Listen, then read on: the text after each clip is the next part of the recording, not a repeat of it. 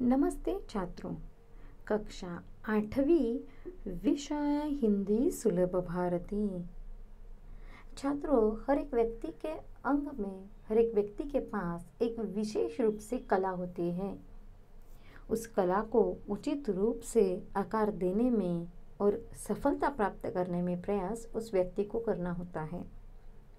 ऐसे ही चित्र के बारे में चित्रकार और विशेष रूप से चित्र निकालने वाले व्यक्ति और उनके मन के होने वाली चित्रों के प्रति की भावना आज हम हमारे इकाई क्रमांक 1 के पाठ क्रमांक 7 में देखेंगे, जिसका नाम है मेरे रजा साहब,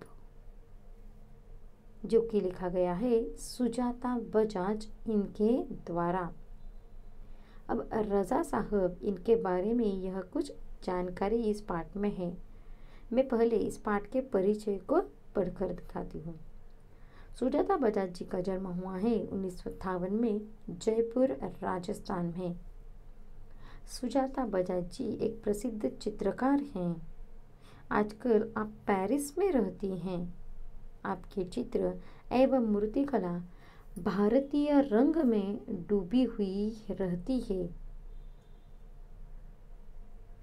आपके चित्र एवं मूर्तियों पर प्राचीन सांस्कृतिक एवं कला की छाप दिखाई पड़ती है। आपने अपनी कला से ऐसी दुनिया का सृजन किया है जिसमें सादगी भी है और रंगीन भी है, खुशी भी है और गम भी है। आपकी प्रमुख कृतियां हैं गणेश जी के चित्रों पर आधारित एक पुस्तक प्रकाशित भी है। प्रस्तुत गद्य संबंधी प्रस्तुत पाठ में प्रसिद्ध चित्रकार सैयद हैदर रजा के बारे में लेखिका सुजाता बजाज जी ने अपने संस्मरण लिखे हैं। यहाँ रजा साहब के सर्वधर्म समभाव, मानव मात्र से प्रेम, युवा कलाकारों को प्रोत्साहन तथा उनकी जिज्ञासा वृत्ति, कृतियों के प्रति लगाव आदि गुणों को दर्शाया है। जो रजा साहब यानी एक विशेष प्रसिद्ध चित्रकार, उनकी मुलाकात लेने के बाद सुजाता बजाज जी, जो कि लेखिका है हमारे इस पाठ की, उन्हें क्या क्या अनुभव आए, उन अनुभवों को इस पाठ में आपको बताया गया है। 23 जुलाई सुबह सुबह ही समाचार मिला, रजा साहब नहीं रहे। और यह सुनते ही मानस पटल पर यादों की एक कतार से लग गई।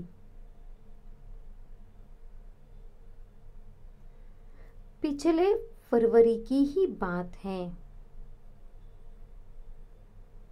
मैं दिल्ली पहुंची थी अपनी गणपति प्रदर्शनी के लिए।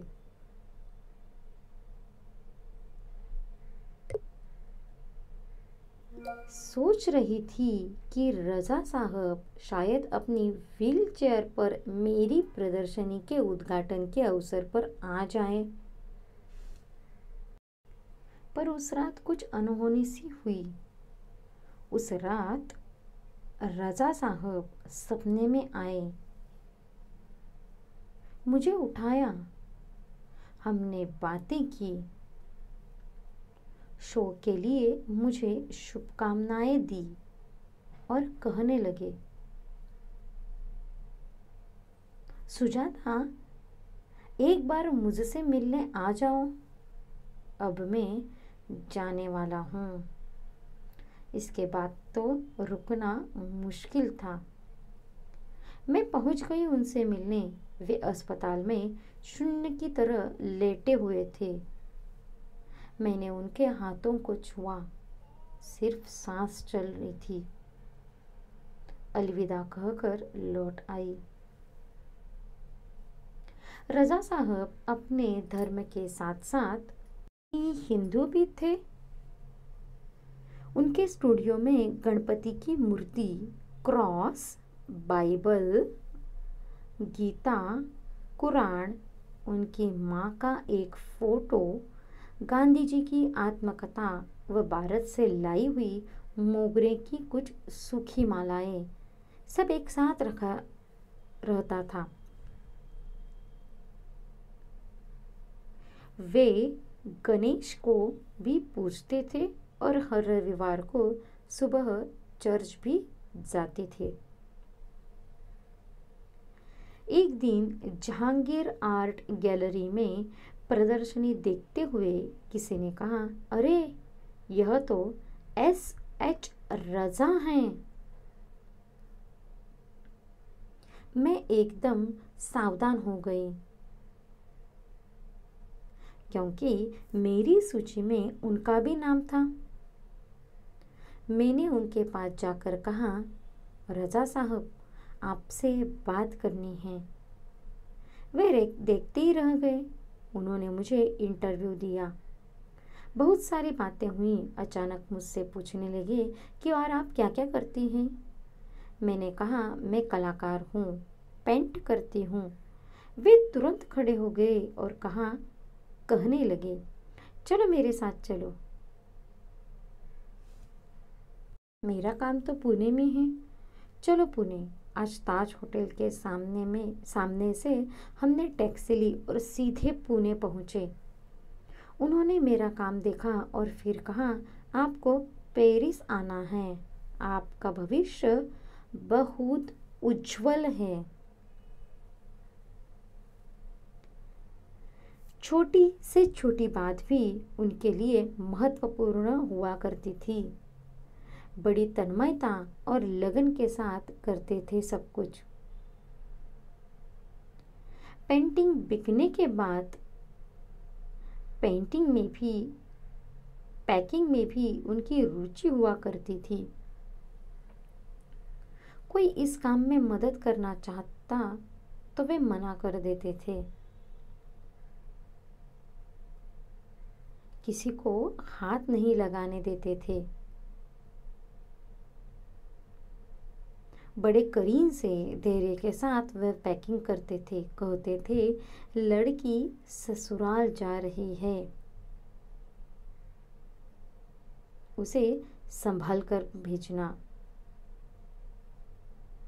छात्रों, आज हम यहाँ तक इस पाठ का विस्तार रूप से देखेंगे। मेरे रजा साहब, पाठ क्रमांक 7। 23 जुलाई को सुबह ही समाचार मिला कि रजा साहब नहीं रहे और उनकी मानस पटल यानी मन पर विचारों की धाराएं शुरू हो गई।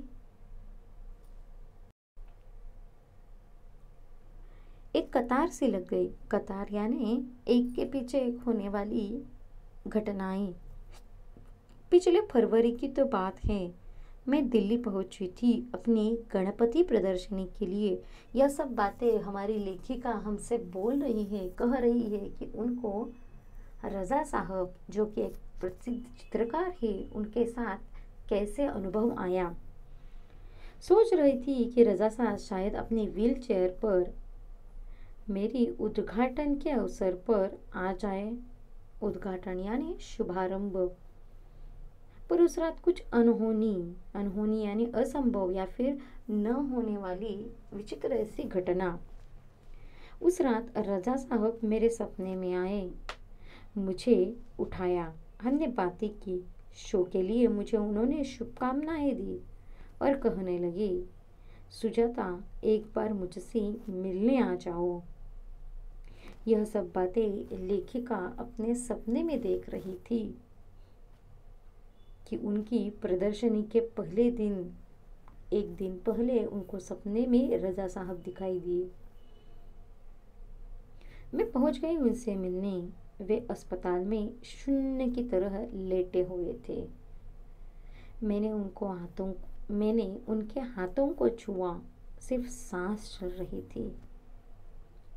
अलविदा कहकर लौट आई। शून्य की तरह रहना यानी शून्य हो जाना, शुद्ध न रहना। रजा साहब अपने धर्म के साथ साथ उतने ही हिंदू थे और ईसाई भी थे। उनके स्टूडियो में गणपति की photo, cross, Bible, Gita, Quran, उनकी माँ की तस्वीर, ऐसे सब थे। देखो बच्चों, सिर्फ अपने धर्म के बारे में कभी रजा साहब ने विशेष रूप से सोचा नहीं। वह सर्वधर्म समभाव मानते थे। इसीलिए सभी तस्वीरें, सभी धर्म की होने वाली प्रातिनिधिक रूप से जो सूचक रहते हैं, उन सभी धर्मों को हम एक तरह मानना, एक कलाकार के तौर पर ऐसे वह मानते थे। वे गणेश भी पूजते थे और हर रविवार को चर्च भी जाया करते थे। जहांगीर आर्ट गैलरी आपको पता होगा, वीटी यानी मुंबई में यह हमारी बहुत बड़ी आर्ट गैलरी यानी चित्र प्रदर्शनी है।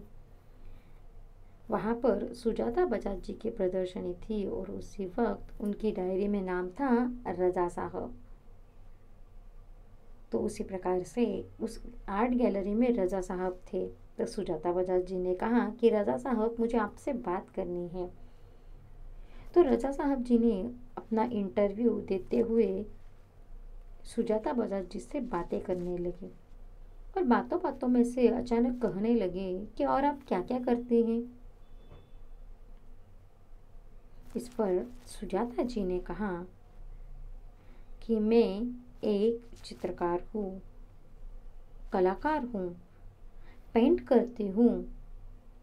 इस बात पर रजा साहब तुरंत खड़े हो गए, तुरंत यानी जल्दी से, और कहा चलो तुम्हारा काम देखते हैं। अचानक ऐसे कहने पर लेखिका सुजाता जी सोच में पड़ गई। सोच में पड़ना, विचारों में खो जाना। और उन्होंने कहा मेरा काम यहाँ नहीं है, पुणे में है। तो रजा साहब ने विलंब न करते हुए कहा चलो पुणे। तो वहीं से टैक्सी लेकर सुजाता जी के साथ वह पुणे में गए। उन्होंने सुजाता जी का काम देखा, जो कि चित्रकला कर रही थी, पोर्ट्रेट चित्र निकाल रही थी। उन्होंने कहा आपको पेरिस आना है। छोटी से छोटी बात में भी उनके लिए बहुत महत्वपूर्ण करती थी। बड़ी तन्मयता और लगन के साथ वह सब कुछ करते थे।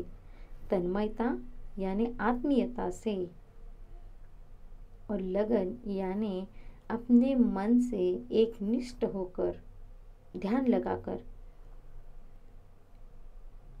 विशेष रूप से वह पेंटिंग बिकने के बाद भी पैकिंग में भी उनकी रुचि हुआ करती थी।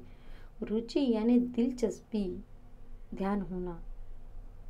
कोई काम में मदद करना चाहता हो तो उसे वह मना कर देते थे, किसी को हाथ नहीं लगाने देते थे। अगर पेंटिंग बिकती है बच्चों, तो वह उचित रूप से पैकिंग करके जहाँ पर पेंटिंग पहुँचानी है, वह वहाँ तक सभी कामों में इन रजा साहब की दिलचस्पी थी।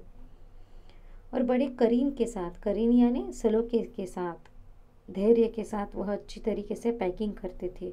और वह क्या कहते थे, देखो लड़की ससुराल जा रही है, उसे संभाल कर बेचना है। देखो जिस प्रकार से एक लड़की अपने मायके को छोड़कर जब ससुराल जाती है, तब उसे उचित रूप से संभाल कर कहीं कोई दुख न पहुँचे, चोट न पहुँचे और अपने घर सुरक्षित जाएं, इस रूप से ही अपनी पैकिंग भी होनी चाहिए, पेंटिंग भी ऐसी ही अपने घर जानी चाहिए। देखो छात्रों, आज हमने यहाँ तक इस पाठ का पूर्वार्ध देखा है। अगले वीडियो में हम इसके आगे वाला भाग देखेंगे। तब तक दिए हुए शब्द, वीडियो में जो शब्द दिए हुए हैं उन शब्दों का शब्दार्थ लेखन आपको अपनी कॉपी में आज के दिनांक लिखकर करना है। आज के लिए इतना ही। धन्यवाद।